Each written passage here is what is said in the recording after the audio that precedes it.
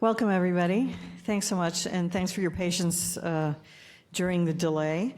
I think we have a few more people still coming, so, but regardless, anybody who knows me knows I want to start as close to on time as we can and end early if we can, too. Wouldn't that be awesome? So good morning. My name is Asha M. George. I have the honor and the privilege of chairing this laboratory workshop. It's called The Future of the Nation's Laboratory System for Health Emergency Response.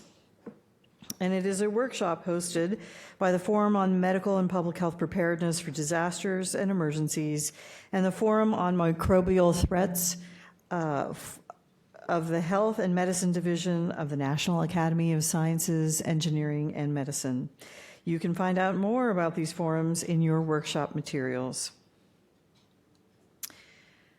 I am joined here by one of our forum co-chairs, Craig Vanderwagen. Suzette McKinney, I think, is still en route. She's online. Okay, well, so Suzette's online. That's great. So I'm going to invite Craig to make some comments. Okay. Suzette, are you there? I'm sure she is somewhere in the ether. My name is Craig Vanderwagen. I'm a family doc from Zuni, New Mexico.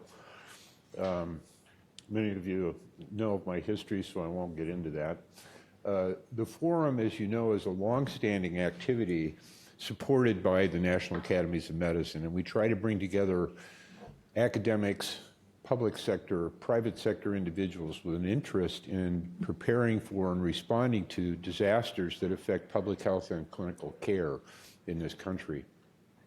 We've covered a wide variety of things since 2007. I think in the most recent event that we've experienced together, we've worked with a major concept that was developed by Dan and John on our group called Crisis Standards of Care, along with many other people in the forum. And we learned a lot from that concept, and we used it a lot during that event. We also discovered a number of things that were problematic. One of them was that there isn't much coherency in our laboratory systems around the country. Academic labs, private labs, public labs don't necessarily have a consensus approach that involves an extensive amount of cooperation and collaboration. We believe in the forum that leaves us with some challenges with regards to how and when we can anticipate events, understand them, diagnose them, and be able to manage them effectively. I think many of you feel these gaps in the system as well, and that's part of the reason why we've invited you here. The workshop is one of the projects that we're working this year in the forum, but I think it's a very important one because without a coherent consensus approach to how we can exploit effectively our laboratory capabilities in this country, whether it's sequencing new organisms, whether it's identifying better ways to diagnose them early, quickly, and easily, these are challenges that we need to address. And that's what this workshop is about. Many of you know Dr. George. She's been on the Hill. She's been involved with biosecurity and biosafety issues for a number of years. And we feel pleased that she's been willing to take on sharing this opportunity to discuss collectively how we can better address these issues. I think it's important to recognize that we will not be able to make significant change unless we act in a coherent and collaborative way. So here we're gathering a team of people to try and take on these issues, to explore what works well, what doesn't work well, and what are some strategic thinking and strategic policy changes that collectively we can agree to that will allow us to create a more effective and coherent system of laboratory capabilities in this country. Not an inconsequential challenge, not an inconsequential mission, but I think an important mission if we're to do a better job going forward in providing understanding of the threats, in terms of anticipating what those threats may be, whether that's getting genetic sequencing early that allows us to make sure that we can develop vaccines quickly, diagnostics quickly, and understand the impact of these potential diseases and threats. Important stuff. I know most of you have committed your careers and your focus to developing tools, developing approaches to how we answer these questions. That's why it's important that you're here. That's why it's important that we develop a beginning of a consensus of what are going to be the best approaches that we can employ collectively to meet the nation's health needs, particularly in disaster environments. I teach up at Harvard School of Public Health, and one of the things that's pretty clear was that many of the general public health practitioners really didn't understand the significance of disaster and the way it impacts and exposes how social determinants of health, pre-existing vulnerabilities, our system of communication among our providers, among our laboratories and others are critically important if we're going to protect the population that we serve. So we really appreciate you taking the time to join us here, whether you're here in person or whether you're here in a virtual world. Your intelligence, your experience, your insights will be important, I think, to establishing a process going forward that will strengthen our nation's healthcare capability. So thank you very much for joining us. We hope the food's good. I know Asha will make this work well. And it's time to move on. Suzette, are you there? I think Suzette. I am here, Craig. Oh, good. Suzette has some thoughts as well to share this morning. And welcome, Suzette. Thank you so much. And good morning, everyone. It's a pleasure to see you all. I can see a number of folks on the line virtually. I cannot yet see the room, but I think Craig has expressed our collective sentiments quite eloquently, so I will not add to that. I will just say we are very excited about this workshop. This is critically important work, and I want to express my thanks not only to the NASM staff, but to Dr. Asha George for leading the committee, the planning committee, and also to the planning committee for all of their hard work in putting this workshop together. My apologies that I am not there with you this morning. I had a prior speaking engagement here in Chicago, but I will join you all this afternoon. So until then, please have a great workshop, and I am looking forward to seeing you all in just a few hours. Okay. Thanks, Suzette. So here's just a brief slide of the Workshop Planning Committee. I, too, want to thank all the members of the Planning Committee and the other people that you pulled in sort of ancillarily into the Planning Committee to inform our conversations. I want to let the audience know that this was not necessarily an easy workshop to pull together, and we had a lot of people with varying ideas and concepts. And frankly, the laboratory systems and pseudo-laboratory systems, if you will, throughout the nation are a rather large and variegated and rambunctious lot. So it's a very interesting committee, but I want to thank everybody for participating. So here are our workshop objectives. I'm not going to read them to you so much as I want to point them out to you and make sure that everybody understands what is happening here. When you do something with the National Academies of Science, you do not get to walk in and say, hey, I'd like to talk about labs, and then just sort of leave it like that. There's way too much in the field to be able to address and step through the processes they have here at the academies in an efficient way like that. So we identified these four objectives, summarizing the various laboratory systems here in the nation, identifying the factors that influence how they perform, identifying strategies for improving them within the next 3 to 5 years, not within the next century. but within the next 3 to 5 years, and beginning to articulate a model structure, et cetera, prepared for current and future public health threats and emergencies. I think this is an important thing for all of us to keep in mind today. The idea is not with our 2-day meeting to articulate every little aspect of every little thing that we wish would be there. We're going to be able to begin to do that. But at the same time, I want this effort today, tomorrow, to produce something that is foundational and that we have clear action items coming out of it to carry us forward. This should not just be a one-off kind of project here at the Academies or for any of the rest of us. So here's the agenda. You can see we're going to be addressing quite a lot, I think, in our 2 days. We're going to talk about the current landscape of the nation's laboratory systems first, after Craig and I are done, and Suzette. We're going to examine some factors, and then we'll have our closing remarks.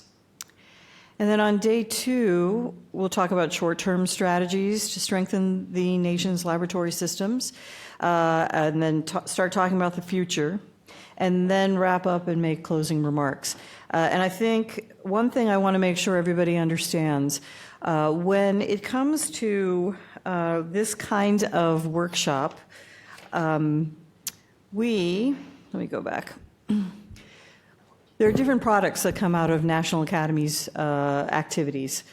This one is going to produce a proceedings in brief. So, we're not going to have 3 hardback books with multiple chapters coming out of this one. Not yet, anyway. Someday, I hope. But this one will be a proceedings.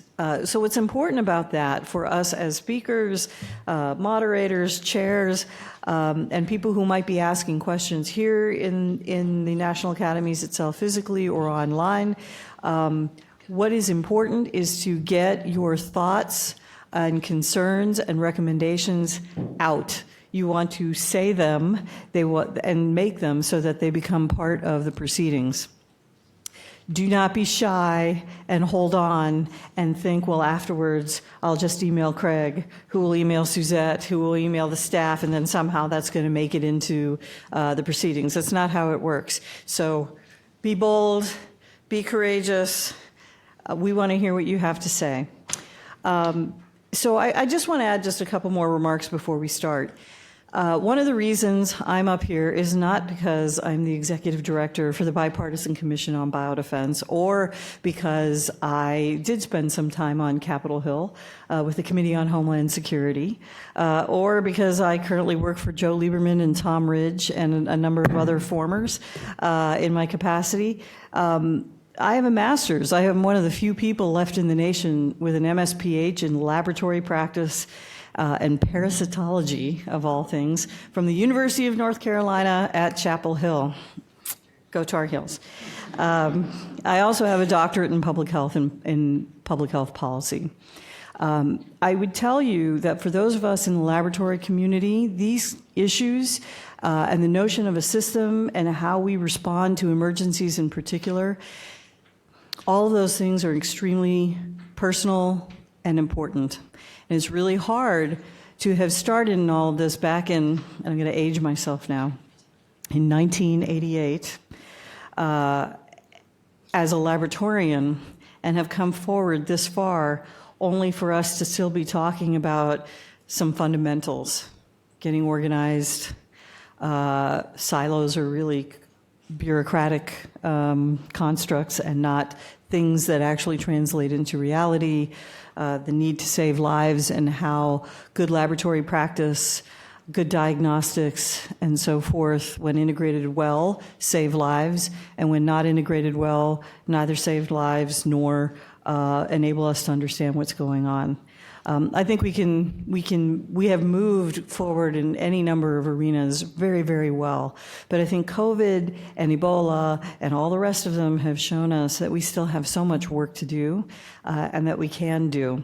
But now the world has changed. And it is not on the academic community all by its lonesome to try and move things forward. It's not on the associations. It's not on any individual entity anymore. It is on the collective. I agree with Craig. We're not going to get anywhere unless we have some consensus on what we want to do, and most importantly, a consensus that we want to do something about it. It's just like Capitol Hill. No matter what people say on either side of the aisle or either side of the political divide, nothing gets done unless a certain number of people agree. And even when they do agree, nothing gets done unless that same group of people decides to take action. So I think we can, and I think we should. I think, too, we want to make sure that we understand the reality, and I'd like everybody to keep it in mind. We live in the age of multiple events occurring at the same time.